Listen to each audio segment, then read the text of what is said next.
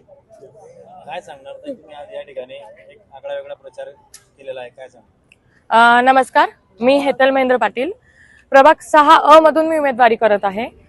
प्रभागातले रहिवासी असल्यामुळे आम्हाला बऱ्यापैकी प्रभागात ज्या समस्या आहेत त्या जाणून होत्या।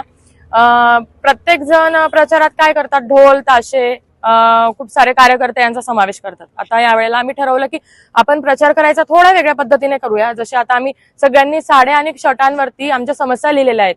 तुंबलेल्या गटारी, भरकटलेले पथदिवे, खराब रस्ते, भरकटलेले आपले लाईट आहेत, खूप अशा समस्या ज्या वाढत झाले, निवारणच झालेले नाहीत। सत्तेधारी लोकांकडे पैसावरून आलेला आहे, पण त्यांनी वापर हा पुरेपूर केलेला नाहीये।